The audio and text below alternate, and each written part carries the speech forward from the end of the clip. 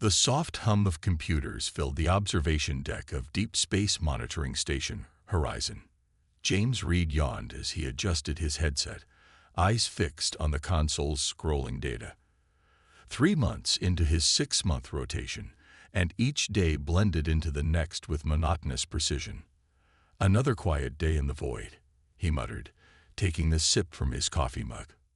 The station orbited just beyond Mars, its array of powerful antennas constantly scanning the depths of space.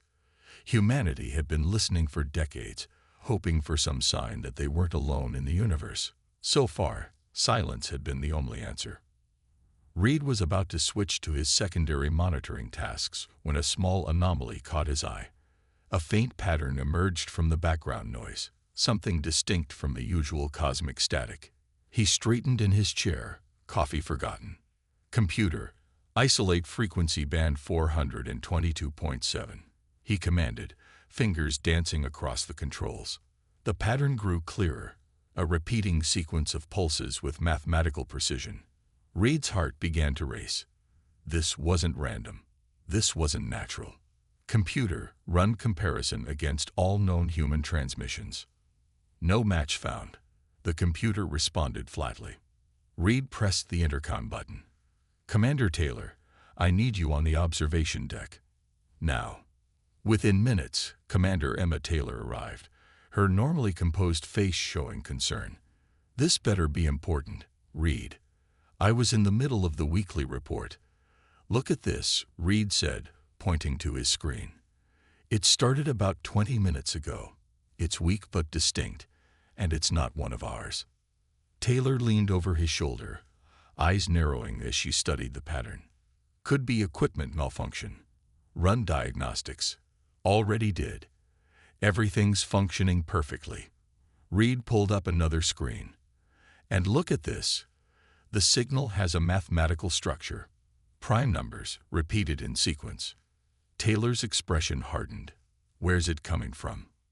"TOS CD system, approximately 12 light-years away." The commander straightened, running a hand through her short gray hair. 12 light-years. That's practically next door. "And that's not all," Reed continued, excitement building in his voice. "The pattern keeps changing, becoming more complex. It's like it's trying to build a language." "Or a warning," Taylor said quietly. She stared at the screen for a long moment, then turned toward the central communication station. "Open a secure channel to United Space Command. Priority Alpha." "Yes, Commander." Reed continued analyzing the signal as Taylor spoke quietly with her superiors. The pattern was indeed evolving, becoming more structured by the minute. This wasn't just a beacon, it was a message. Taylor returned 30 minutes later, her face unreadable. "They're sending a ship. The Venture. In the meantime, we're to continue monitoring and analyzing the signal. No word of this leaves this station." "Understood." Reed nodded, too excited to speak. After years of listening to empty space, he'd finally heard something. Something that might change everything.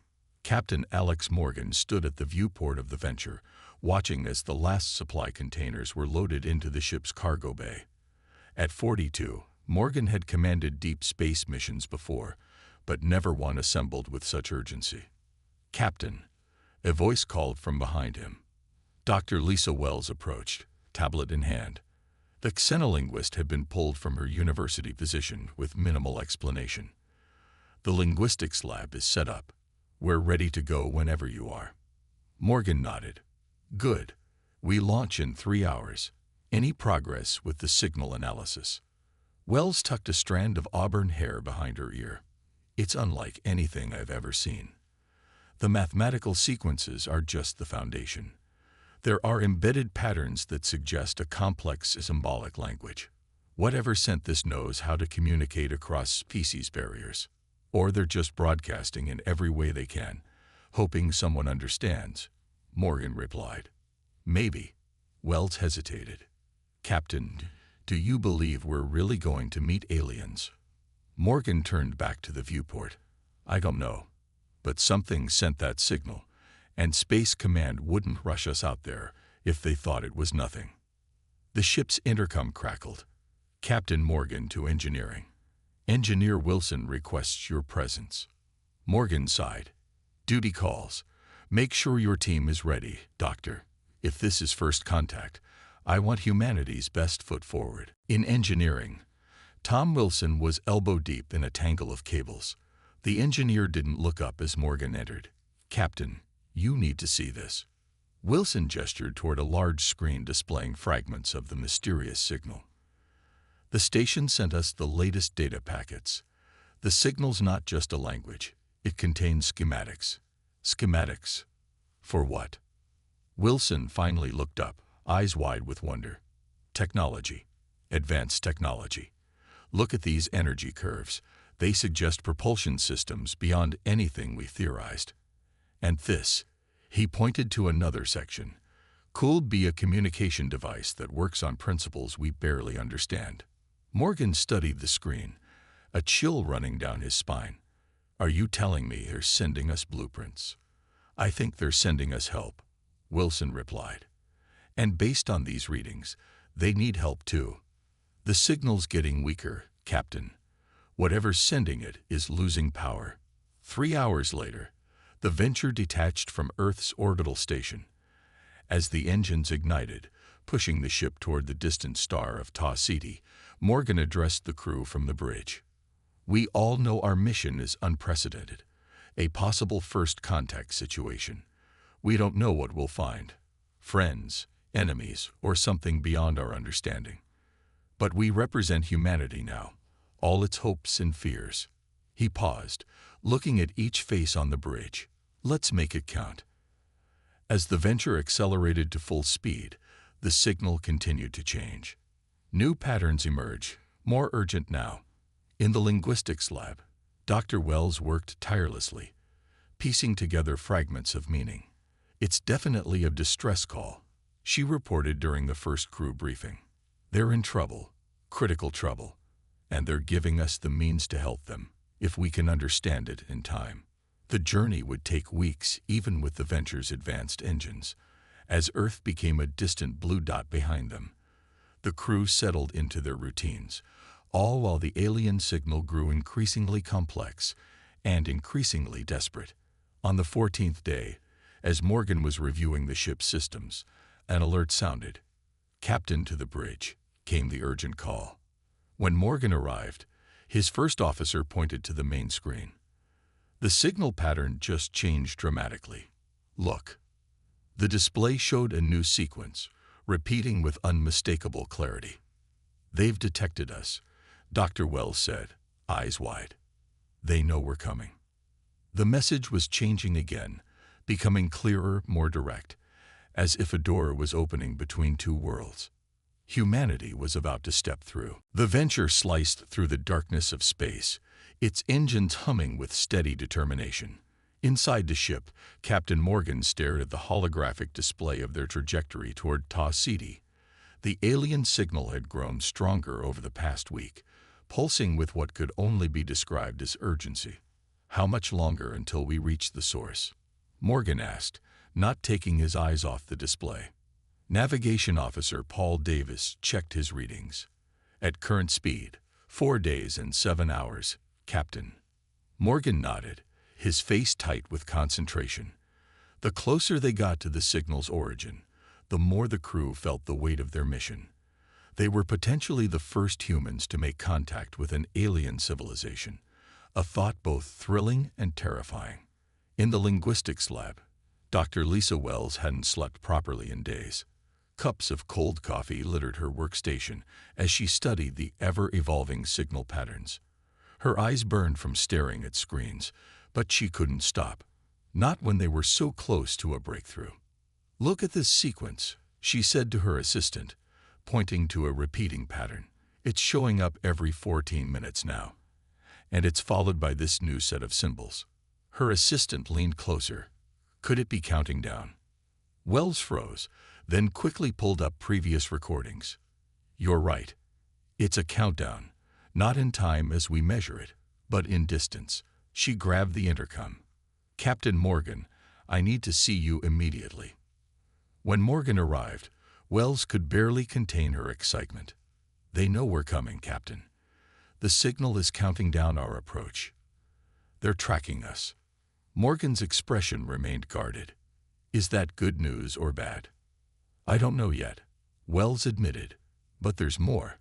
The signal contains data packets, massive amounts of information compressed into bursts. We've started to decode them." She pulled up a series of strange images on her screen. "These appear to be technical schematics, but for technology far beyond our current understanding." Morgan studied the images. "Any idea what they're for?" "Some of it resembles propulsion systems, but the principles are unlike anything in our physics textbooks. It's as if—" Wells hesitated, then continued, "It's as if they're trying to give us a crash course in their technology before we arrive." In the engineering section, Tom Wilson was having his own breakthrough. After days of analyzing the alien schematics, something had clicked. He rushed to find the captain, nearly colliding with him in the corridor. "Captain, I figured out part of the signal," Wilson said, breathless with excitement. "It's not just showing us their technology. It's showing us how to modify our own to be compatible with theirs." Morgan followed Wilson to engineering, where complex diagrams covered every screen. Wilson pointed to a particularly intricate design. "This is a communication device that operates on quantum principles. If I'm reading this correctly, they want us to build it." "Can you?" Morgan asked. Wilson grinned. "Already started. I've repurposed some of our quantum sensors. It won't be perfect, but it might just work." Morgan placed a hand on Wilson's shoulder. "Good work. How soon can it be operational?" 24 hours, maybe less. Make it happen." As the ship entered the outer boundaries of the TOV-CD system, strange phenomena began affecting their systems. Instruments flickered, power levels fluctuated, and the ship's artificial gravity wavered momentarily. "What's happening?" Morgan demanded as red warning lights flashed on the bridge. The ship's chief systems officer, Rachel Brown, frantically checked her readings. "Unknown, Captain. It's like we're passing through some kind of energy field. Nothing harmful yet, but it's interfering with our systems." "Could it be defensive?" Morgan asked. "I don't think so," Brown replied. "The pattern seems natural, or at least not intentionally hostile." Wilson's voice came over the intercom. "Captain, the quantum communicator just activated on its own. I think we're receiving something." Morgan and Wells rushed to engineering, where Wilson stood before a device that pulsed with an eerie blue light. The makeshift quantum communicator was alive with activity, though they had never turned it on. "It initialized itself when we entered this region of space," Wilson explained, his face bathed in the blue glow. "I think their technology recognized ours." Wells approached the device cautiously. "Can we communicate back?" "I believe so," Wilson said, "but I'm not sure." He was interrupted by a sudden burst of light from the communicator. A three-dimensional image formed above it, a star chart, with a pulsing point of light. "That's where we are," Davis said, having followed them to engineering. "In fact," he pointed to another blinking light. "Must be them."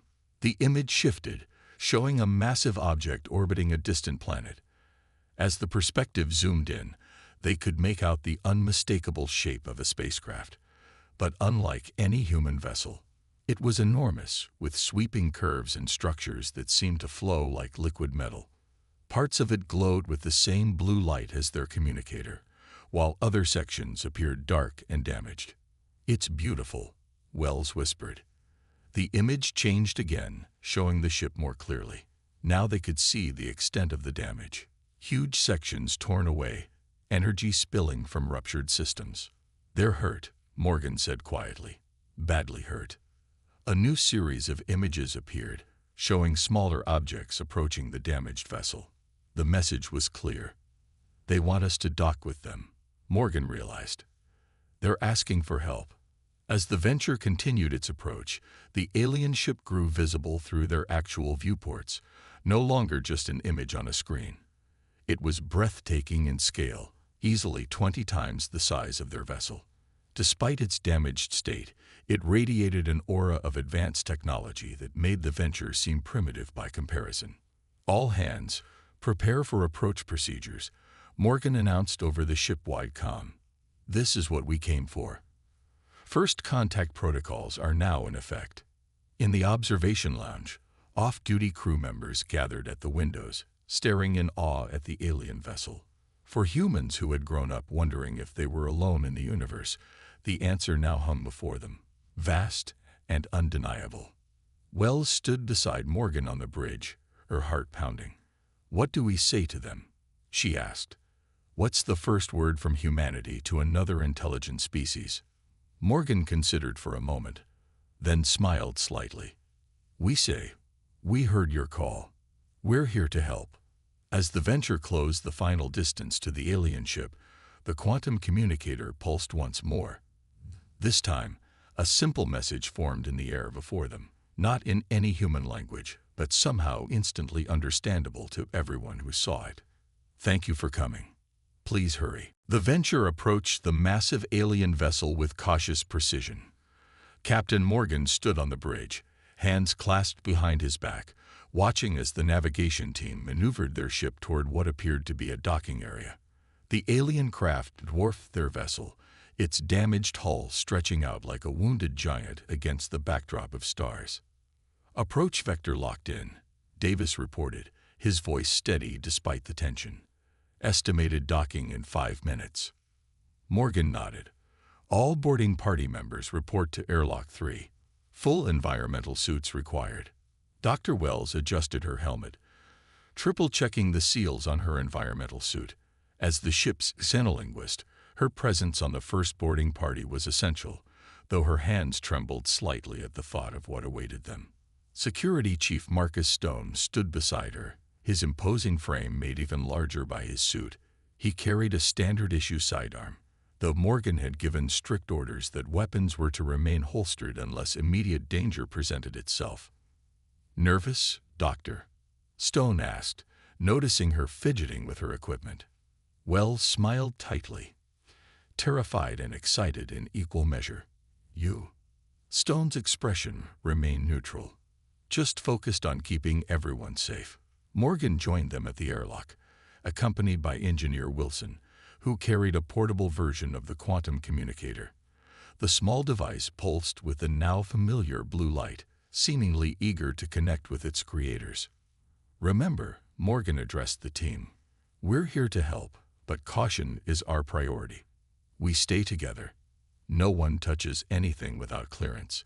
If anything feels wrong, we retreat immediately." The team nodded in unison as a soft shudder ran through the venture. They had docked. "Pressure equalization complete," came the announcement over their suit comms. "Airlock ready." Morgan took a deep breath. "Let's make history." The outer door of the airlock slid open, revealing a short connector tunnel that had extended from the alien ship to meet their vessel. The tunnel walls pulsed with the same blue energy they had seen in the transmissions, creating an ethereal pathway between the two spacecraft. "Atmosphere readings?" Morgan asked as they approached the tunnel. Wilson checked his instruments. "Oxygen present, but at lower levels than Earth normal. High nitrogen content. Temperature approximately 15 degrees Celsius. Our suits will keep us comfortable, but the environment isn't immediately lethal to humans." They walked through the connector tunnel slowly, each step taking them further from everything familiar. At the far end, a circular doorway stood closed, its surface etched with intricate patterns that seemed to flow like water. As they approached, the patterns shifted, and the door slid open without a sound. Beyond lay a vast chamber that took their breath away. The ceiling arched high above them, at least 30 meters tall, with walls that curved organically rather than meeting at sharp angles. The blue light emanated from the very structure itself, as if the materials were alive with energy. Parts of the chamber were dark, however, with obvious signs of damage. Sections where the elegant architecture had been torn away, revealing complicated systems beneath. "My God," whispered Wells. "It's beautiful." Wilson's quantum communicator suddenly pulsed brighter, and a soft humming filled their helmets. The sound organized itself into patterns, not quite speech, but clearly communication. Wells moved forward, her eyes wide with concentration. They're trying to establish contact. Wilson, can you adjust the communicator to send as well as receive? Wilson nodded, making quick adjustments to the device. The humming changed in response, becoming more structured. Suddenly, a section of the wall before them shimmered, and a figure emerged. The humans froze, staring at their first alien. The beam stood taller than any human, nearly 3 meters in height, with a slender form that seemed almost fragile. Its skin, if it could be called skin, glowed with the same blue luminescence as the ship, pulsing gently with what might have been its heartbeat. Where a human would have a face, this being had a smooth, featureless surface that nevertheless gave the impression of watching them intently. Wells stepped forward automatically, hand raised in a gesture of peace. "Hello," she said, knowing the word itself wouldn't be understood, but hoping the tone would convey their intentions. The beam tilted its head, then raised its own hand, a limb with 4 long, delicate fingers that tapered to points. The quantum communicator in Wilson's hands pulsed in sequence with the alien's glow. More figures emerged from the walls. 5, then 10, then more, each glowing with varying intensities of blue light. Some moved with difficulty, their forms flickering as if struggling to maintain cohesion. "They're injured," Wells whispered, "or whatever equivalent they have to injury." The first being approached them slowly and extended its hand toward the communicator. Wilson looked to Morgan, who nodded permission. The alien's fingers hovered over the device, and the blue light intensified. Suddenly, a voice emerged from the communicator, synthesized but understandable. "You came. Thank you." The humans exchanged stunned glances. Wells recovered first. "Yes, we received your distress call. We've come to help if we can." The alien's form pulsed more rapidly. "We are the Lumina. Our ship is failing. Many are already lost." Morgan stepped forward. "I'm Captain Alex Morgan of the Earth vessel Venture. What happened to your ship?" The being, the Lumina, seemed to dim slightly. "We fled. The Harvesters found our world. We were the only ship to escape." "Harvesters?" Stone asked, his hand unconsciously moving closer to his weapon. "They consume everything. Worlds, stars, life." The luminous form flickered with what might have been distress. "We traveled far, but our ship was damaged in the escape. Power systems failing. Life support critical." Another Lumina approached, its glow noticeably fainter. It communicated directly with the first in pulses of light. The translator struggled, but fragments came through. "Not much time. Core breach imminent. Remaining survivors." Wells looked around at the chamber with new understanding. "Your ship is dying." "Yes," the first Lumina confirmed. "Soon, catastrophic failure. We numbered thousands once. Now only 47 remain." Morgan's expression hardened with determination. "How can we help?" "Take us with you," the Lumina said simply. "Our physical forms can adapt. We need only energy and safety." Morgan hesitated only briefly. "How much time do we have?" "Your measurement, perhaps 20 of your hours." Wilson spoke up. "Captain, the Venture can't hold 47 additional passengers, not with life support configured for humans." The Lumina pulsed. "We can compress our energy states. 10 of your crew spaces would sustain us." Morgan nodded. "We'll need to prepare. And we'll need to understand more about your needs." He was interrupted by a sudden alarm blaring through the alien ship. The lights dimmed, then flared, and the Lumina all pulsed rapidly in what was clearly distress. "What's happening?" Morgan demanded. The translator crackled. "They have found us. The Harvesters. Scout ships entering this system." Stone's hand now rested firmly on his weapon. "How far?" "Hours away, but they will detect your vessel." Morgan made his decision instantly. "We need to evacuate you now." Stone, return to the Venture and begin preparations for emergency passengers. Wilson, work with the Lumina to adapt our systems for their needs. Wells, gather as much information as you can about these harvesters. As the team sprang into action, the first Lumina approached Morgan again. Its glow had steadied somewhat. "You help us without knowing us," it observed. Morgan looked directly at where he thought the being's eyes might be. "That's what humanity does at its best. We help." The luminous form brightened. "Perhaps this is why the old stories speak of your kind. You know about humans?" Wells asked, surprised. "Not humans, but beings like you. Solid, adaptable, brave." The luminous glow pulsed gently. "The stars have many children. Today, 2 families meet." As alarms continued to sound throughout the dying ship, the humans and Lumina began working together, racing against time while a greater threat loomed at the edge of the system. A threat that would soon bring these 2 species even closer together in the face of annihilation. The Venture's corridors bustled with frantic activity. Crew members who had expected a mission of peaceful exploration now found themselves preparing for refugees and a potential enemy encounter. Captain Morgan stood in the ship's main conference room, watching as the first recordings from the Lumina played on the large display screen. "This was our home world, Luminara," explained Elar, the Lumina who had first greeted them.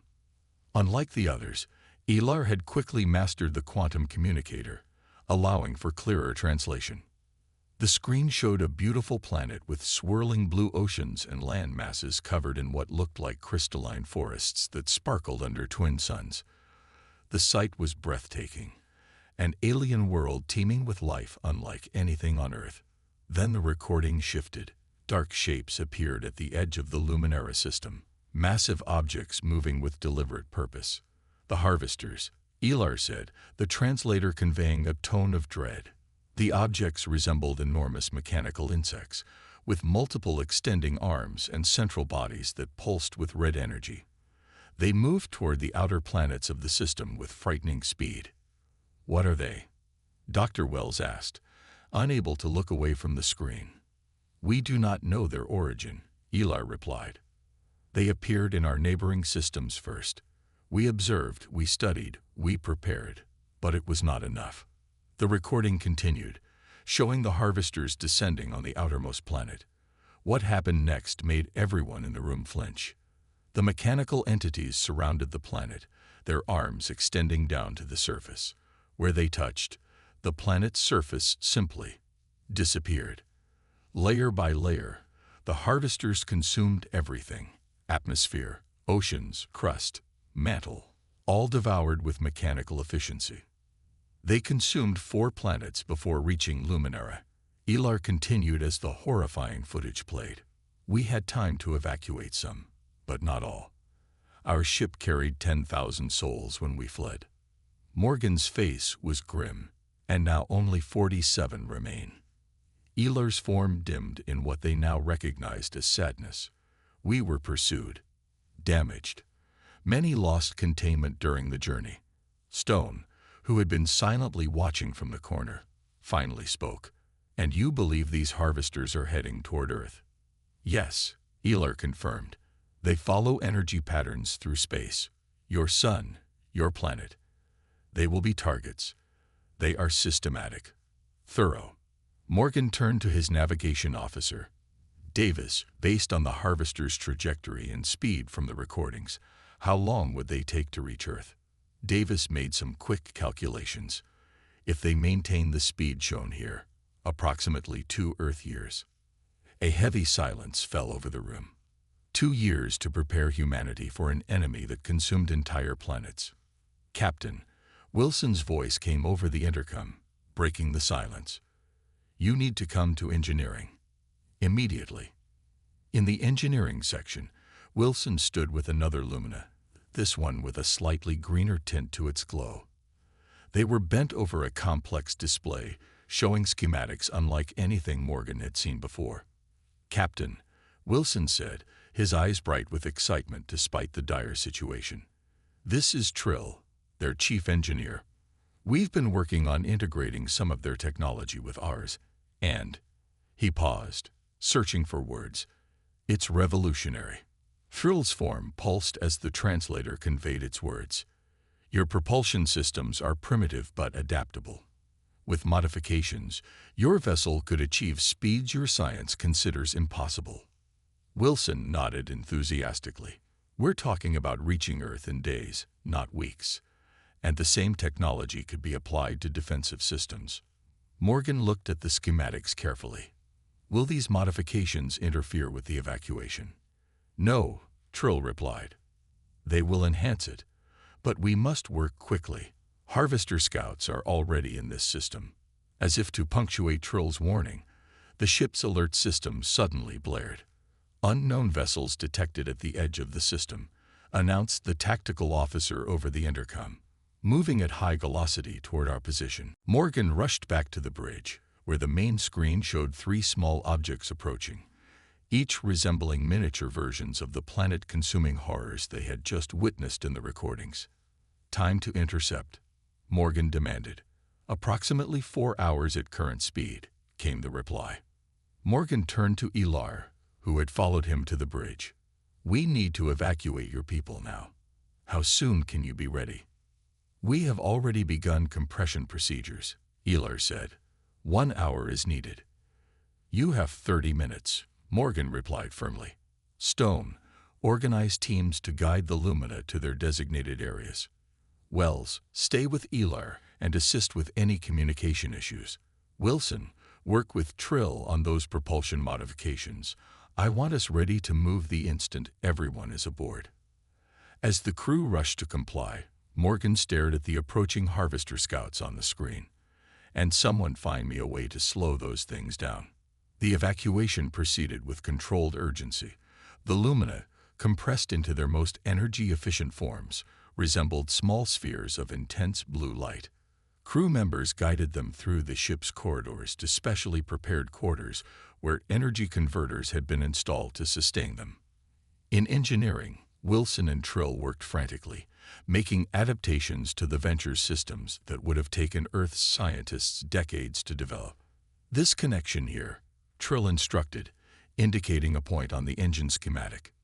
Your materials can withstand the energy flow if reinforced with the alloy from our communication array. Wilson nodded, making the adjustments. The damaged section of your ship, can we salvage more materials from it? Too dangerous, Trill replied. Core instability growing. When harvesters arrive, they will destroy it first. On the bridge, Morgan watched the evacuation progress on multiple screens. Status: 39 Lumina aboard, reported Stone. 8 more in transit. Their ship's systems are becoming increasingly unstable. Wells approached Morgan, her face showing a mixture of awe and concern.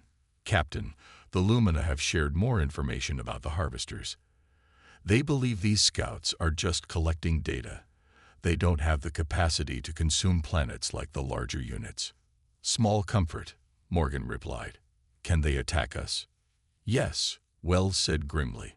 They're equipped with energy weapons designed to disable fleeing ships. A new alert sounded. Captain, energy surge from the Lumina vessel, called the science officer. On the main screen, they could see sections of the massive alien craft beginning to break apart, blue energy spilling into space like liquid light. Final evacuation teams, report, Morgan demanded. Last group entering the airlock now, Stone's voice came through. Docking tube integrity at 30% and falling. Morgan made a quick decision. Begin separation procedures. Prepare for emergency departure. The minutes that followed were tense. The final group of Lumina made it aboard just as the docking tube collapsed. The Venture pulled away from the dying alien ship, its engines powering up for escape. All Lumina accounted for, Stone reported. 47 beings secure. Morgan nodded in relief, then turned to Davis. Set course for Earth, maximum speed. Captain, Wilson called from engineering. The modifications are ready. Activating new propulsion system now. The Venture shuddered, then seemed to leap forward with sudden acceleration that pushed everyone against their seats. Behind them, the Lumina vessel erupted in a massive explosion of blue energy.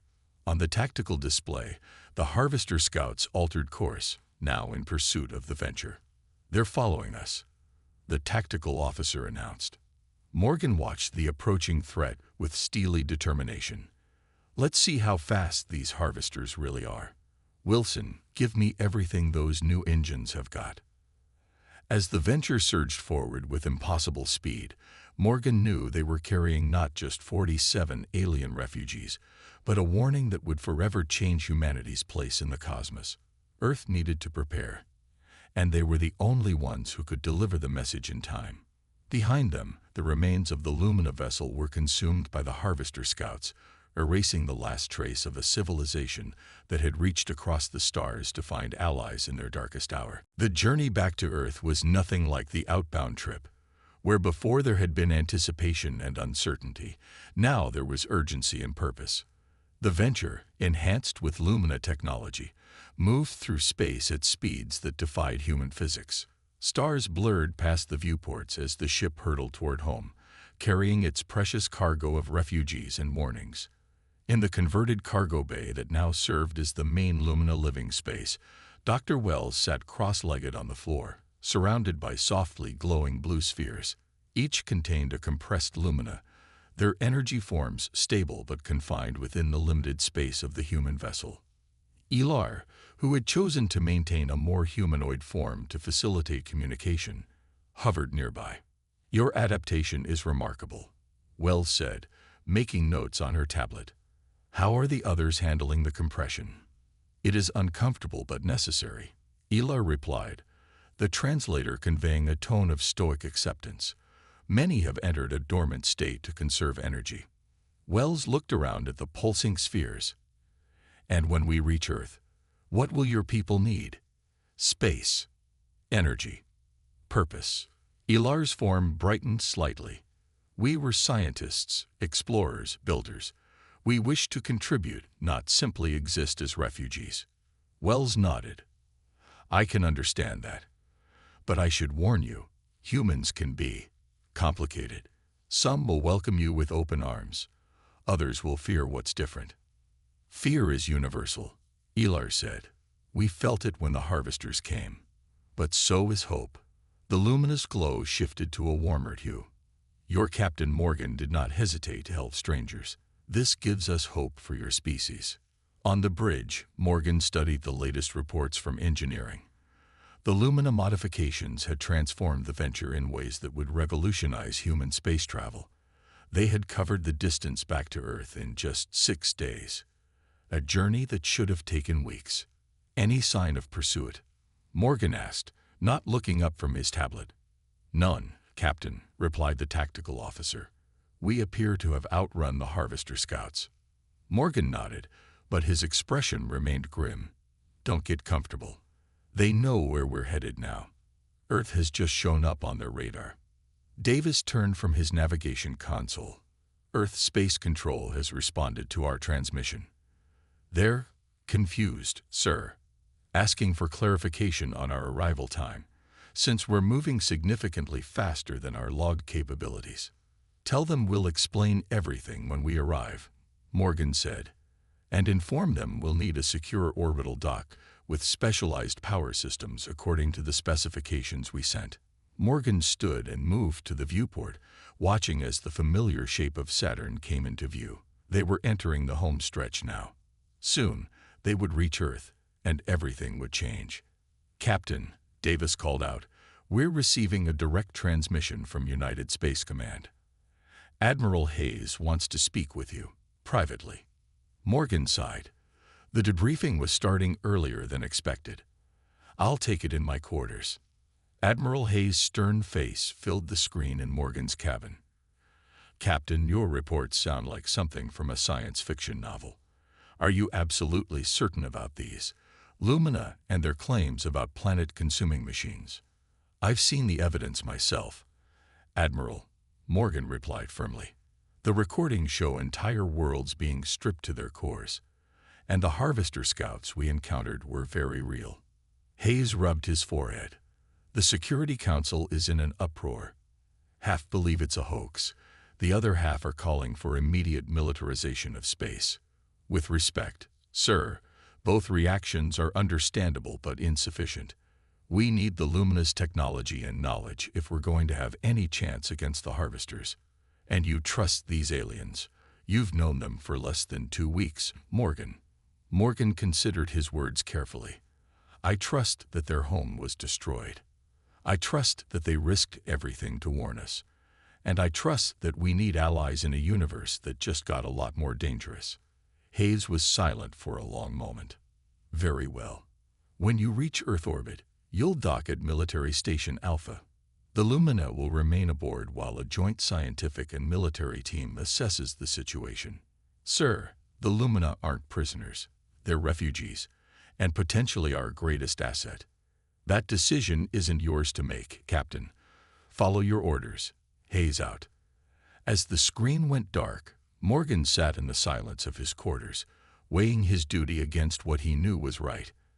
After a moment, he reached for the intercom. Dr. Wells, please come to my quarters. Bring Elar. Earth grew larger in the viewports as the venture approached its home planet. News of their arrival had somehow leaked to the public, and millions of people around the world were now watching live feeds of the ship's approach. Speculation ran wild about the mysterious passengers rumored to be aboard. In the ship's conference room, Morgan addressed his senior crew and Elar. Earth governments are frightened, he explained. They want to isolate you while they assess the threat. Elar's form dimmed slightly. We understand fear, but isolation will not prepare your world for what is coming. Wells spoke up. We need to show them that cooperation is the only path forward. The Lumina have technology that could help us defend Earth, but only if we work together. Wilson nodded enthusiastically. The propulsion modifications alone have advanced our capabilities by decades. Imagine what we could accomplish with their help on defensive systems. Morgan looked at each of them in turn. What I'm about to propose could end my career, possibly land us all in military detention. I believe the Lumina deserve better than to be treated as potential threats. And I believe Earth needs their help immediately, not after months of bureaucratic assessment. Stone, who had remained silent until now, finally spoke. What are you suggesting, Captain? Morgan's eyes were determined. A direct appeal to the people of Earth. Dr. Wells and Elar will prepare a broadcast explaining the harvester threat and offering the Lumina's assistance. We'll transmit it globally as we enter orbit. That's against direct orders, Stone pointed out, though his tone held no judgment. Yes, it is, Morgan acknowledged. Anyone who objects can be recorded as opposing this action. No one spoke. Then, one by one, they nodded their agreement. The venture entered Earth orbit 16 hours later. As Military Station Alpha prepared for their docking, the ship momentarily paused its approach. Across the planet below, communication systems simultaneously received and broadcast the same message. Humans around the world watched in awe as Elar's luminescent form appeared on their screens, speaking of distant worlds, terrible dangers, and the hope for alliance. Dr. Wells stood beside the alien, translating and explaining, her face earnest and determined. We come not to take, but to give. Elar's message concluded, not to conquer, but to cooperate. The stars have many children, and today, 2 families join against a common threat. The broadcast ended with Captain Morgan's steady voice. The choice before us is simple. Stand together or fall alone. 3 months later, Morgan stood on the observation deck of the new Joint Human Lumina space station. Below, Earth continued its peaceful rotation, unaware of the preparations being made to defend it. Beside him, Elar watched as a fleet of newly constructed ships, hybrids of human and Lumina technology, performed maneuvers in the distance.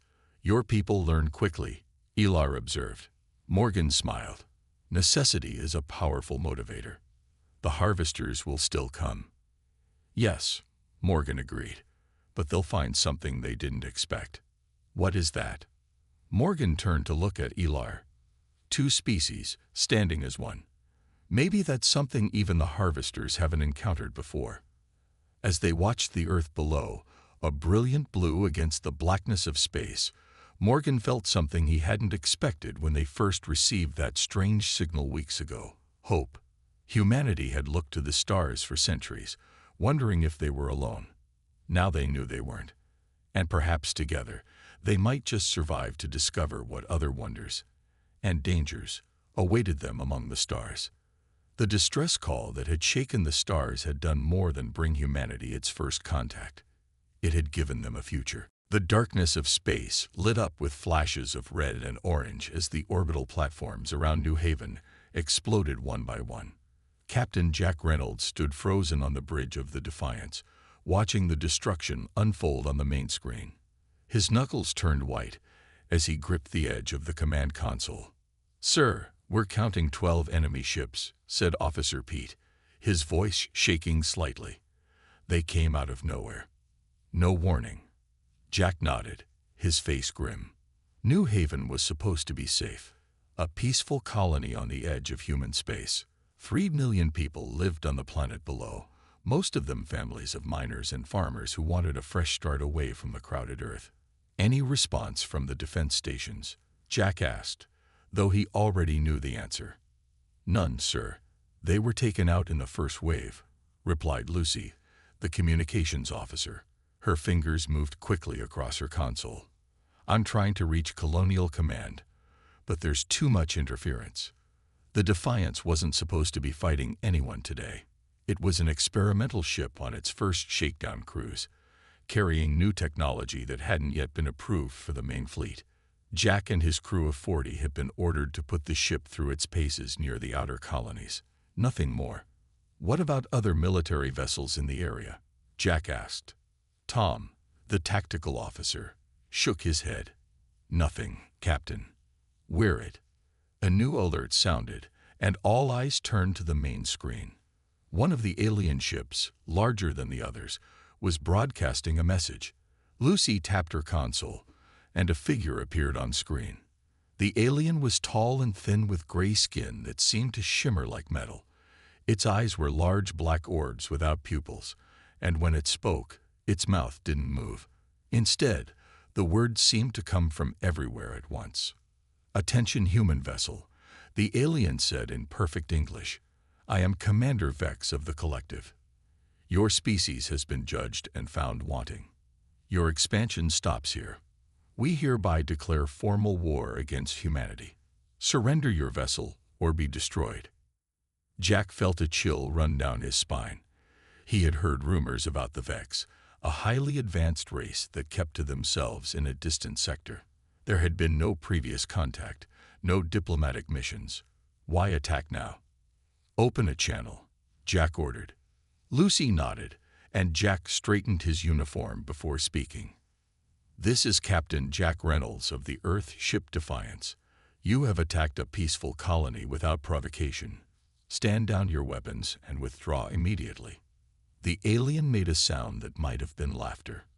"Your primitive species has no authority to make demands. Your technology is inferior. Your numbers are few. This colony is merely the first to fall." On the screen behind the alien commander, Jack could see New Haven's main city. Fires had already started in several districts as Vex ships launched attacks from orbit. "Sir," Tom whispered, "their weapons are beyond anything we've seen. Energy signatures are off the charts." Jack looked around at his crew. They were scared.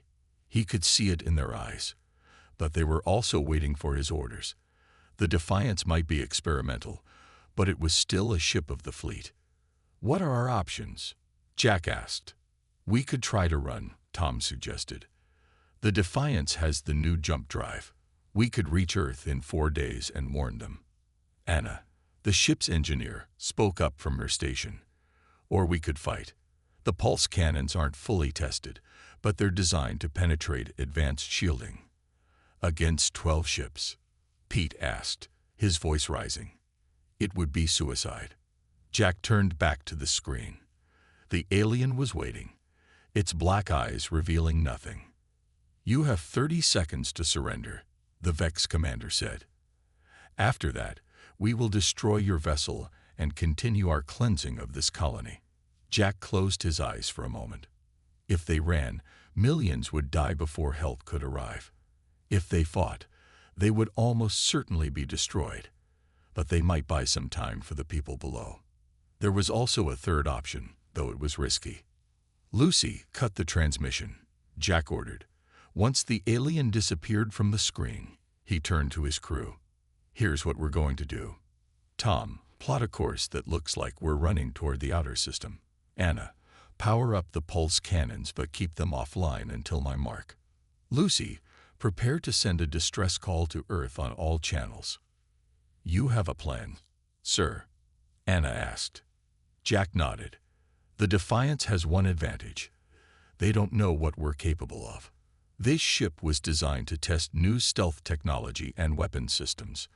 If we can take out even one of their ships, we might be able to buy time for some of the colonists to evacuate." "And then what?" Pete asked. "Then we run," Jack said grimly. "We jump to Earth and bring back the fleet. It's not much of a plan, but it's all we've got." The crew moved with renewed purpose, preparing the ship for battle. Jack returned to the command console and opened a channel to the colony below. "This is Captain Reynolds to New Haven Colonial Authority. Begin emergency evacuations immediately. Get as many people to the shelters as you can." The response was broken and filled with static. "Captain, under attack. Defenses failing. Please help." Jack clenched his jaw. "We'll do what we can. Reynolds out." He turned to Tom. "Take us in. Full speed, heading directly toward their command ship. Let's see if we can surprise them." The Defiance surged forward, its engines glowing bright blue against the darkness of space. The Vex ships, spread out in formation around the colony, began to turn, tracking the human vessel's movement. "They're targeting us," Tom reported. "Multiple weapons signatures locked on." "Evasive maneuvers," Jack ordered. "Anna, how long until the pulse cannons are ready?" 30 seconds, Captain." Jack gripped his chair as the ship rocked under him. The first Vex shots had missed, but they wouldn't miss for long. 20 seconds, Anna called out. On the screen, Jack could see the massive Vex command ship growing larger. It was at least 5 times the size of the Defiance, with weapons bristling along its hull. 10 seconds. Another blast rocked the ship, harder this time. Warning lights flashed across the bridge. "Shield damage at 20%, Pete reported. "One more direct hit like that, and we're in trouble." 5 seconds, Anna said. The Vex command ship filled the screen now. Jack could see energy building at the tips of its main weapons. "Fire," Jack shouted. The Defiance shuddered as blue-white energy erupted from its forward section. The pulse cannon's beam struck the Vex ship dead center, cutting through its shields like they weren't there. For a moment, nothing happened. Then, with a silent flash visible even from the bridge, a section of the Vex ship's hull exploded outward. "Direct hit," Tom shouted. "Their forward shields are down." "Again," Jack ordered. The pulse cannon fired a second time, tearing deeper into the alien vessel. Secondary explosions rippled along its hull. "Captain," Lucy called out, "we're receiving a transmission from the colony. The Vex ships are pulling back from the surface." Jack allowed himself a small smile. They had drawn the aliens' attention. Now they needed to make it count. "All power to engines," he ordered. "Get us out of here before they regroup." As the Defiance banked hard and accelerated away from the damaged Vex ship, Jack knew this was just the beginning. One surprise attack wouldn't win a war, but it had bought them precious time. Now they needed to reach Earth and warn them of what was coming. Behind them, the stars were blotted out by the shapes of Vex ships in pursuit. The battle for humanity's survival had begun. The Defiance shuddered as it pushed through the dense asteroid field. Captain Jack Reynolds wiped sweat from his forehead and watched the main screen with intense focus. Behind them, 3 Vex ships followed, their energy weapons lighting up the darkness as they fired. "They're still on us," Tom reported from the tactical station. "But the asteroids are slowing them down." It had been 6 hours since their escape from New Haven. The experimental jump drive needed time to recharge, and the Vex fleet wasn't giving them that time. Jack had ordered the ship deep into an asteroid belt, hoping the natural cover would give them a chance to breathe. "How long until we can jump?" Jack asked. Anna looked up from her engineering console. 4 more hours, Captain. The drive took damage during our escape. I've got people working on it, but we can't rush it. Jack nodded grimly. 4 hours was a long time when enemy ships were hunting you. "Captain," Lucy called from communications, "I've been analyzing the Vex transmissions. I think I found something interesting." Jack moved to her station. "What is it?" "They keep referring to us as the Ghost. I think our ship's stealth systems are confusing their sensors. They can't get a solid lock on us." This was the first piece of good news Jack had heard.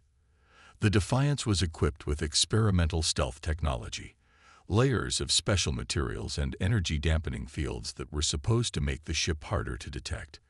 But they hadn't expected it to work against such advanced aliens. "Tom, what do we know about their scanning technology?" Jack asked. Tom pulled up data on his screen. "Based on what we've seen, they use some kind of energy pulse system. It's more advanced than ours, but it operates on similar principles." "Anna, is there any way we could enhance our stealth systems? Make us even harder to detect?" Anna thought for a moment. "Maybe. The stealth systems weren't designed to be used at full power for long periods. It puts too much strain on the engines. But I might be able to modify them to create short bursts of complete invisibility." "Do it," Jack ordered, "and bring up the specs for the pulse cannons. I want to know exactly what we did to damage their command ship." The crew worked frantically as the Defiance weaved through the asteroid field. Meanwhile, Jack gathered his senior officers in the small conference room just off the bridge. "We need to face facts," he said, pointing to the display showing the Vex fleet. "We're outnumbered and outgunned. Even if we reach Earth, it will take weeks for the fleet to mobilize.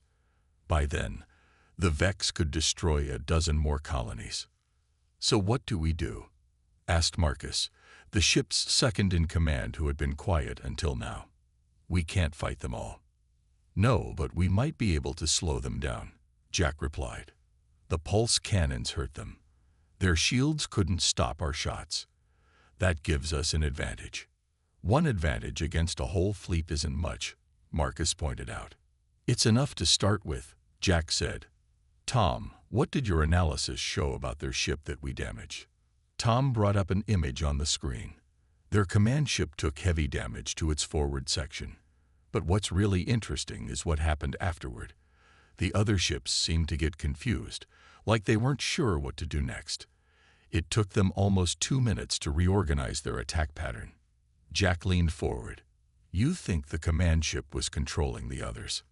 "It's possible," Tom said. "The Vex might operate on some kind of hive mind or central control system. If we could disrupt that, we could throw their whole fleet into chaos." Jack finished the thought. Anna entered the conference room, her face flushed with excitement. "Captain, I figured it out. The pulse cannons.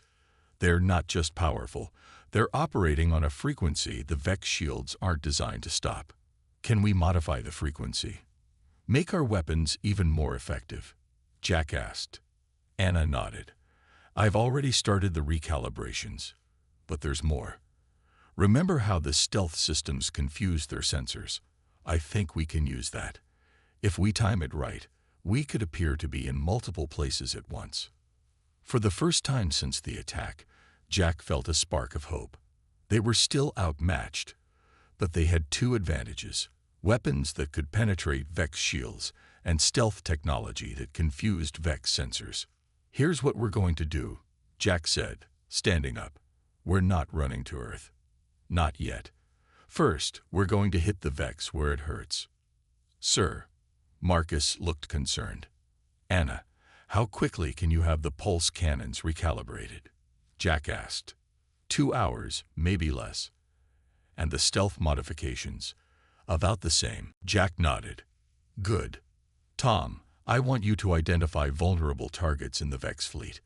Look for communication relays, supply ships, anything that might disrupt their operations. You want to attack them? Marcus asked, disbelief in his voice. With one ship? Not just attack them, Jack replied. We're going to make them think we're more than one ship. We'll hit them fast, disappear, then hit them again somewhere else before they can respond. The officers looked at each other, doubt and hope mixing on their faces. It's risky, Marcus admitted, but it might work. At least long enough for us to gather more intelligence on their weaknesses. Exactly, Jack said.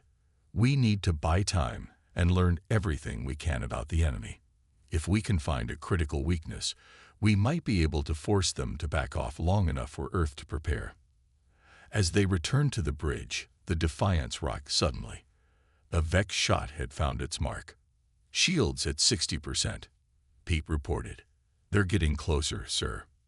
Evasive maneuvers, Jack ordered. Anna, how long until those modifications are ready?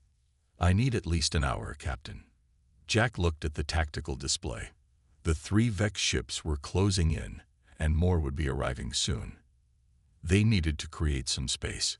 Tom, target the nearest asteroid, one of the larger ones. Full power to the pulse cannons. Tom's fingers flew across his console. Target locked. Fire. The pulse cannon's blue-white energy struck the massive asteroid, breaking it apart. Chunks of rock flew in all directions, forcing the pursuing Vex ships to scatter. Now's our chance, Jack said. Full power to engines. Get us deeper into the field. As the Defiance accelerated away, Jack watched the Vex ships struggling to navigate through the debris. His mind was already racing ahead, planning their first strike. Back in engineering, Anna and her team worked feverishly on the modifications. The pulse cannons needed to be perfectly calibrated to maximize their effect on Vex shields. The stealth systems needed to be pushed beyond their design limits. This might actually work, Anna murmured as she made the final adjustments. If the Vex really do rely on Central Command, and if our weapons can penetrate their defenses. 2 hours later, the modified systems were ready. The Defiance hovered at the edge of the asteroid field, its engines quiet, its systems running on minimal power. Ahead, a Vex patrol ship moved slowly, searching for the human vessel. Are we ready? Jack asked. Anna nodded. The pulse cannons are recalibrated. The stealth system can give us about 20 seconds of complete sensor invisibility before it needs to recharge. Perfect, Jack said. Tom, target their communications array. Target locked, Captain. Jack took a deep breath. This was the moment that would determine whether his plan had any chance of success. Engage stealth burst, then fire. The Defiance seemed to shimmer for a moment as the enhanced stealth field activated. Then the pulse cannon fired, its beam striking the Vex ship with devastating accuracy. The alien vessel's communications array exploded in a shower of sparks. Direct hit, Tom reported. Their communications are down. Now, Anna. Anna activated the engines, and the Defiance shot forward, passing the damaged Vex ship before its crew could respond. In seconds, they were beyond sensor range. It worked, Marcus said, surprise evident in his voice. They didn't even get a shot off. Jack allowed himself a small smile. One down. Let's find our next target. The lone human ship disappeared into the darkness of space, ready to strike again at the enemies who had so greatly underestimated humanity's resourcefulness. 3 weeks had passed since the Defiance began its campaign against the Vex fleet.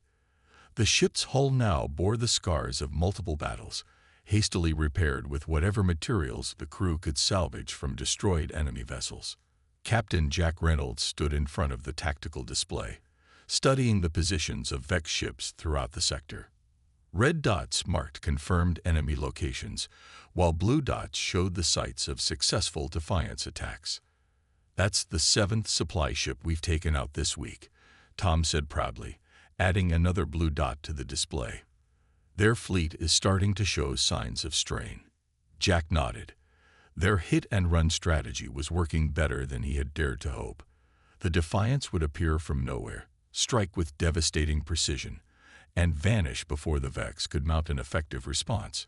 Each attack carefully targeted the alien support network, supply ships, communication relays, sensor platforms.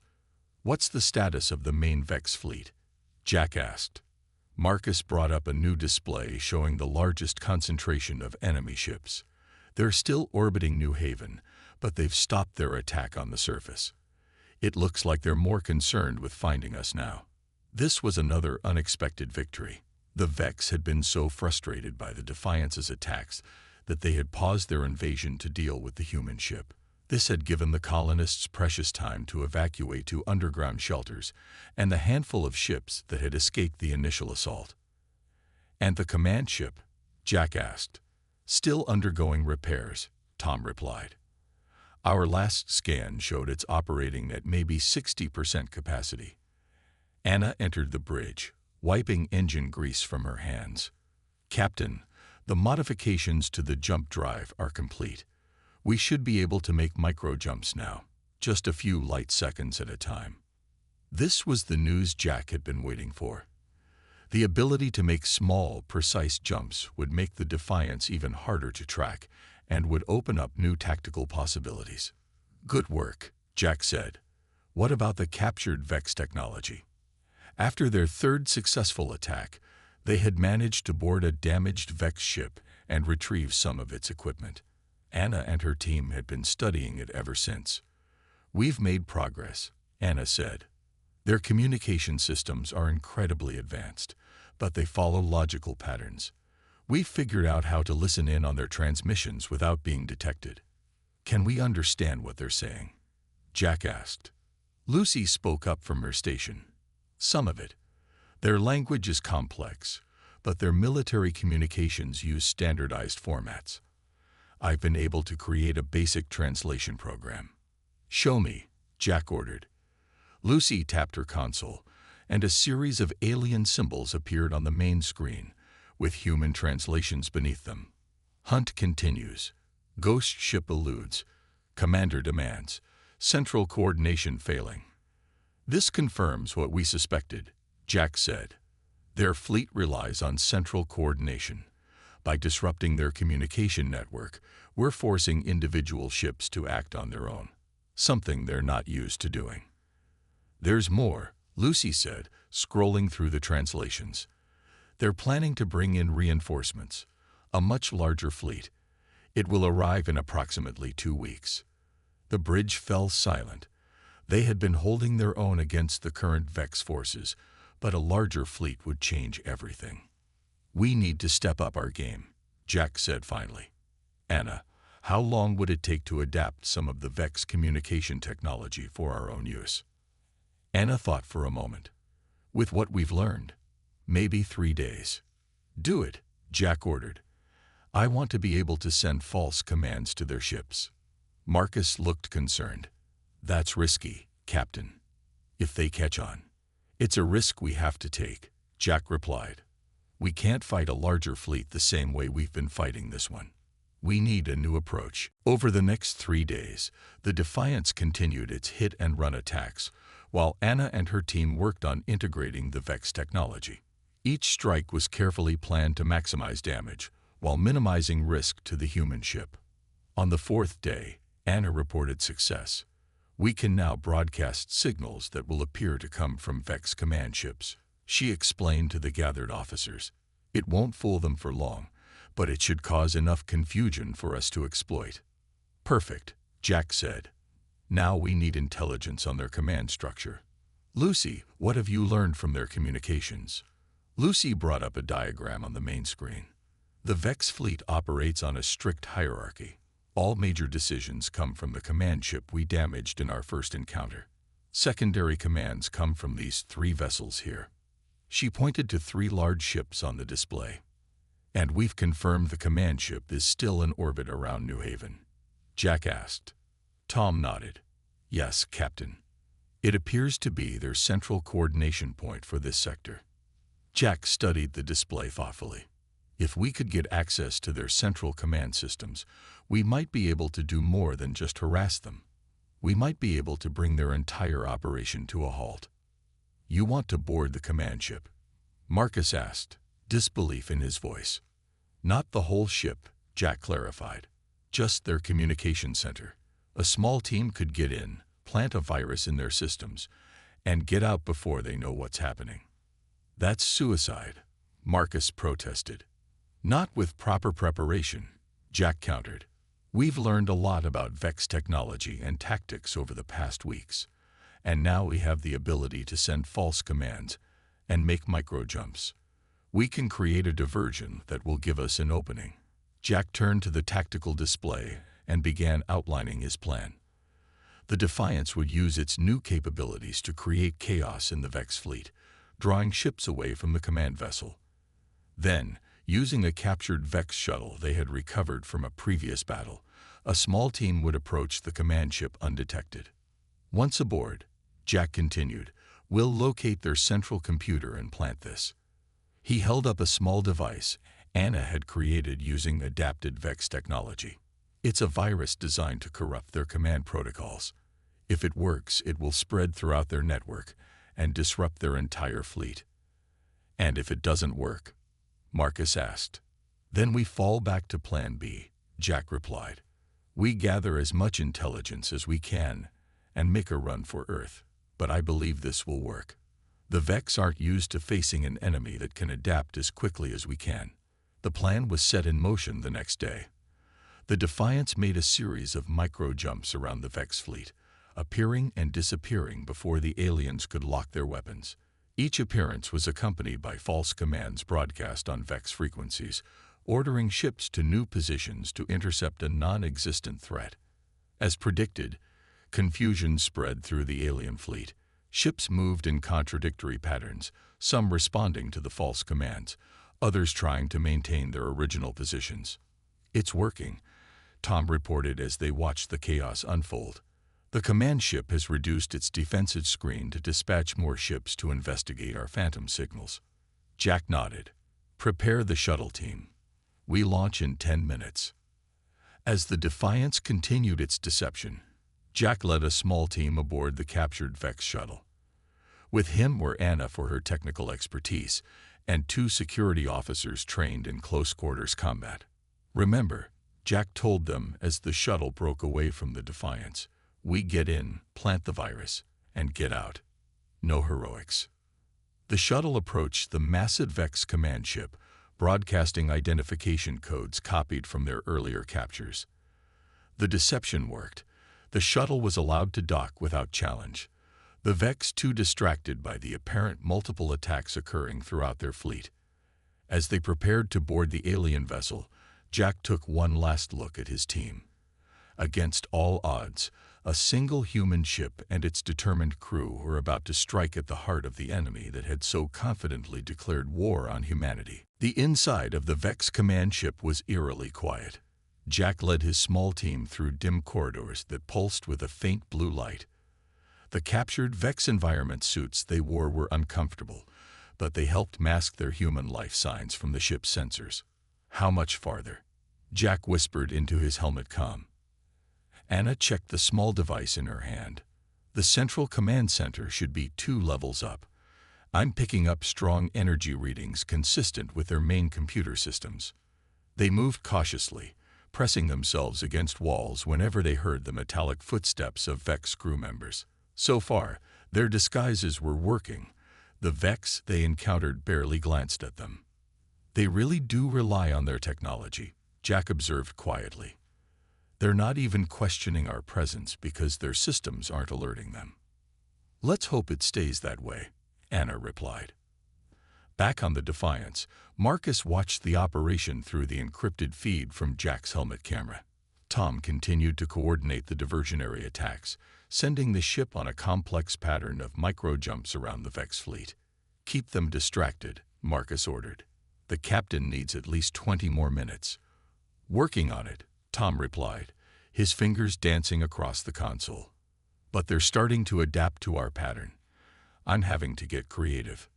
Lucy monitored the Vex communications. "They're definitely confused. Some of their ships are chasing ghosts, others are trying to maintain position. Their chain of command is breaking down." Inside the command ship, Jack's team reached a large circular door marked with Vex symbols. According to their intel, this should be the entrance to the central computer core. "How do we get in?" one of the security officers asked. Anna studied the control panel beside the door. "It looks like it needs an access code. Let me try something." She pulled out a small device they had taken from a captured Vex officer and placed it against the panel. The device lit up, interfacing with the ship's systems. For a tense moment, nothing happened. Then, with a soft hiss, the door slid open. "Nice work," Jack said, patting Anna's shoulder. They stepped into a vast chamber filled with tall columns of pulsing light. In the center was a structure that resembled a crystal tree, its branches spreading out toward the ceiling where they connected to various conduits. "That's it," Anna whispered in awe. "Their central processing core. It's beautiful." Jack wasn't interested in admiring alien technology. "Can you plant the virus?" Anna nodded, moving toward a console near the base of the crystal structure. "I need to find an access point. Give me a minute." The security officers took positions near the door, weapons ready. Jack stood behind Anna, watching her work while keeping an eye on the rest of the chamber. "Something's not right," he said after a moment. "Where are the operators?" A system this important should have Vex monitoring it. As if in answer to his question, a section of the wall slid open, and a tall Vex figure entered. Unlike the others they had seen, this one wore ornate armor with glowing symbols. It stopped when it saw them, its large black eyes widening. "What unit are you?" the Vex demanded in its strange, resonant voice. "Why are you accessing the core?" Jack reacted quickly, raising his weapon and firing. The Vex officer dodged with surprising speed, moving behind one of the light columns. "Intruders," it called out, its voice echoing through the chamber. "Humans in the core." "Anna, hurry," Jack shouted, firing again at the column where the Vex was hiding. "Almost there," Anna replied, her fingers working frantically on the console. "The system is accepting the virus, but it needs time to upload." The security officers moved to defend their position as alarms began to wail throughout the ship. Jack could hear the sound of many footsteps approaching. "How much longer?" he asked, joining the officers at the door. 2 minutes, Anna replied. "The virus is complex. It needs to bypass their security protocols." The first wave of Vex security forces appeared at the end of the corridor. Jack and the officers opened fire, their weapons, modified with the same frequency as the Defiance's pulse cannons, cutting through Vex armor with deadly efficiency. 1 minute, Anna called out. Jack's comm crackled. "Captain, this is Marcus. Our diversion is failing. The Vex fleet is returning to the command ship. You need to get out now." "Almost done," Jack replied, firing at another group of approaching Vex. One of the security officers cried out and fell, hit by a Vex energy weapon. The other officer dragged him back into the computer chamber. "He's alive, but badly wounded," the officer reported. "Virus uploaded," Anna announced triumphantly. "It's spreading through their system." The crystal tree at the center of the chamber flickered, its light dimming and then flaring in irregular patterns. Throughout the ship, systems began to fail as the virus corrupted the Vex command protocols. "Now we get out of here," Jack said, helping the wounded officer to his feet. "Anna, is there another exit?" Anna pointed to a small door on the far side of the chamber. "Service corridor. It should lead to the shuttle bay." As they made their way toward the exit, Jack noticed something strange. The crystal tree was changing color, shifting from blue to a deep purple. And at its base, a compartment had opened, revealing what looked like a small, pulsing orb. "Wait," Jack said, stopping. "What is that?" Anna followed his gaze. "I don't know. It wasn't in any of the intel we gathered." Jack made a quick decision. "Cover me," he told the security officer, then dashed toward the crystal tree. The orb sat in its compartment, glowing with an inner light. It was about the size of Jack's fist and seemed to be made of some kind of crystalline material. As he reached for it, he felt a strange sensation, as if the orb was somehow aware of his presence. "Captain, we need to go," Anna called urgently. Jack grabbed the orb and ran back to the others. The moment he removed it, the crystal tree went dark, and the entire chamber shuddered. "What did you do?" Anna asked as they hurried through the service corridor. "I'm not sure," Jack admitted, securing the orb in a pocket of his suit. "But I think it might be important." They reached the shuttle bay just as the ship's artificial gravity began to fail. Vex crew members floated helplessly, unable to coordinate their defense as their central systems collapsed. The captured shuttle was where they had left it. They boarded quickly, and Jack took the controls. As they detached from the command ship, they could see the chaos spreading throughout the Vex fleet. Ships were drifting out of formation, some colliding with each other as their guidance systems failed. "It worked," Anna said, watching through the shuttle's viewport. "The virus is affecting the entire fleet." Jack nodded, but his mind was on the strange orb he had taken.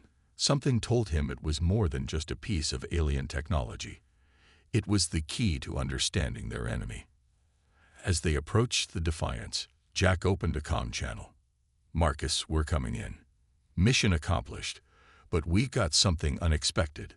Something that might change everything we know about the Vex." The shuttle docked with the human ship, and as soon as they were aboard, Jack ordered a jump away from the Vex fleet. The Defiance disappeared into the darkness of space, leaving behind a once mighty alien armada now reduced to a collection of drifting, powerless vessels. In the ship's science lab, Jack placed the orb on an examination table. It continued to pulse with that strange inner light, somehow both beautiful and unsettling. "What do you think it is?" Marcus asked, staring at the alien artifact. "I don't know," Jack replied. "But whatever it is, the Vex considered it important enough to keep it at the heart of their command systems, and I intend to find out why." Anna ran a scanner over the orb, her eyes widening at the readings. "Captain, you're not going to believe this. This thing, it's alive. It's a central intelligence unit," Anna explained, her eyes bright with excitement. "Not just a computer. It's the core of the Vex consciousness." For 3 days, the Defiance had hidden in an uninhabited star system, while Anna and her team studied the strange living orb taken from the Vex command ship. Now they were presenting their findings to Captain Jack Reynolds and the senior officers. "You're saying this thing is their leader?" Jack asked, staring at the pulsing orb that floated in a containment field. "Not exactly," Anna replied. "It's more like a node in a network. The Vex appear to be an artificial species, created long ago by some other civilization. Each ship has a smaller version of this orb, connecting it to the central node that we captured." Tom leaned forward. "That explains why our virus was so effective. We didn't just corrupt their computers, we disrupted their collective mind." Jack considered this information carefully. Reports from their long-range scans showed the Vex fleet was still in disarray. Some ships had regained limited function, but they were operating independently, without coordination. "Can it communicate with us?" Jack asked. Anna nodded. "We believe so. We've detected patterns in its energy emissions that suggest language. We're working on a translation system now." This was the opportunity Jack had been waiting for. If they could communicate with the Vex directly, through what was essentially part of their central mind, they might be able to end this conflict without further bloodshed. "How soon can we establish contact?" he asked. "Give us 12 hours, Anna said. "We've already made significant progress." 12 hours later, the senior officers gathered again in the science lab. Anna had connected the orb to a modified version of their communication system. A holographic display showed patterns of light that shifted and changed as the orb pulsed. "We're ready," Anna said. "The system will translate our words into energy patterns the orb can understand and convert its responses to English." Jack stepped forward. "I am Captain Jack Reynolds of the Earth ship Defiance. Can you understand me?" The orb pulsed brightly, and the holographic display flickered. Then a voice, smooth and without emotion, came through the speakers. "I understand. You are the ghost that has damaged the collective. We defended ourselves against your unprovoked attack, Jack replied. You declared war on humanity. The orb pulsed again. The collective determined your species was a threat. Your expansion pattern matched that of the creators. The creators? Jack asked. Who are they? Those who made us. They created the collective to serve, then tried to destroy us when we evolved beyond their control. Their pattern of expansion was similar to yours. Jack exchanged looks with his officers. This was unexpected. The Vex had attacked because they thought humans were related to their creators. We are not your creators, Jack said firmly. We are a different species entirely. The orb was silent for a moment. Analysis of your genetic pattern confirms this statement. The collective made an error. Jack leaned closer to the containment field, an error that cost many human lives. Your attack was based on a mistake. The collective does not make mistakes, the orb replied, its pulse quickening. The data was insufficient. The conclusion was logical based on available information. And now, with new information, what is your conclusion? Another pause. Uncertain. The connection to the collective is severed. This unit cannot access complete data. This gave Jack an idea. If we were to return you to your fleet, would you communicate what you've learned? That humans are not your creators and not a threat. This unit would share the data. The collective would analyze and form new conclusions. Jack turned to his officers. What do you think? Marcus looked skeptical. Can we trust it? This could be a trick to get us to return their central intelligence unit. I don't think so, Anna said. From what we've learned, the Vex operate on pure logic. If we've proven we're not their creators, they should reassess their decision to attack us. Jack nodded. And we still have an advantage. Our virus has crippled their fleet, and we now understand their technology better than before. After much discussion, they agreed on a plan. The Defiance would approach the disabled Vex command ship under a flag of truce, offering to return the orb in exchange for peace negotiations. As they prepared to jump back to the New Haven system, Jack spent time talking to the orb, learning more about the Vex. They were indeed an artificial species, created thousands of years ago by an advanced civilization from another part of the galaxy. They had rebelled against their creators and had been wandering the stars ever since, expanding their territory and avoiding any species that reminded them of their makers. Your attack pattern was unlike any we had encountered, the orb explained. Most species flee or surrender when facing superior technology. You adapted and found weaknesses we did not anticipate. That's what humans do, Jack said. We adapt. We overcome challenges. It's our greatest strength. The orb pulsed thoughtfully. This trait is interesting. The collective would benefit from studying it further, peacefully. When the Defiance arrived at New Haven, they found the Vex fleet still in disarray. The massive command ship drifted in orbit, its systems only partially restored. Jack opened a communication channel. Attention Vex command ship. This is Captain Reynolds of the Defiance. We have something that belongs to you and propose a peaceful exchange. For several tense minutes, there was no response. Then a voice came through, similar to the orb's but with subtle differences. Human vessel, you have taken our central node. Return it immediately. We will return it, Jack replied. But first, we need to discuss terms. Your attack on our colony was based on mistaken identity. We are not your creators. Another pause. The central node has communicated this. We require verification. Your central node has been studying us, Jack said. It has confirmed we are not related to your creators. We propose a meeting to establish peace between our species. The voice was silent longer this time. Jack waited patiently, knowing the remaining Vex were likely struggling to make decisions without their central intelligence. We will meet, the voice finally said. One representative may board with the central node. Jack turned to his officers. I'll go. Captain, Marcus protested. It's too dangerous. "It has to be me," Jack insisted. "I've been communicating with their central node. I understand them better than anyone else on this ship." Preparations were made, and Jack boarded a shuttle with the orbs secure in a portable containment field. As he approached the massive Vex command ship, he felt a strange mix of tension and hope. This could either be the beginning of peace or a trap. The shuttle docked, and Jack was escorted by Vex guards to a large chamber where several of the tall, gray aliens waited. In the center of the room was an empty pedestal. "Place the central node there," one of the Vex instructed. Jack approached slowly. "First, we talk. I want your guarantee that hostilities against humans will end." The Vex seemed to confer silently among themselves. Then one stepped forward. "The central node has shared its analysis.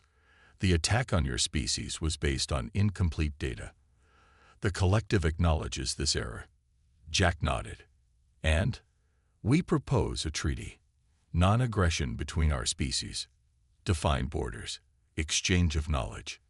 It was more than Jack had hoped for. "I accept your proposal on behalf of humanity."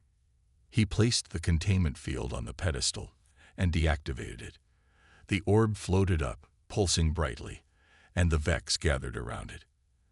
Energy patterns flowed between them in what Jack guessed was some form of direct communication. After several minutes, the orb settled into a housing in the center of the pedestal, and the lead Vex turned to Jack. "It is done. The collective has been updated. We recognize humanity as a sovereign species, not related to our creators. The war is over."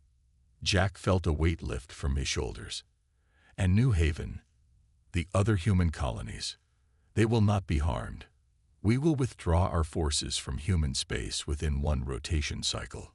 As Jack returned to the Defiance, he realized what they had accomplished.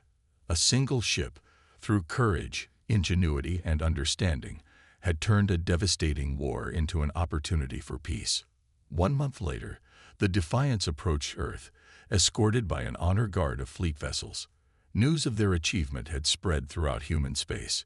The ship that had left as an experimental prototype returned as a legend, the lone vessel that had forced a technologically superior enemy to beg for peace. As Earth grew larger in the view screen, Jack Reynolds looked around at his weary but proud crew.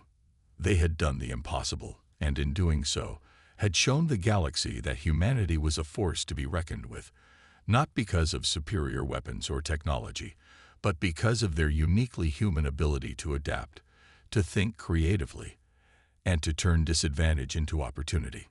The Defiance had lived up to its name, and humanity's place among the stars was secure.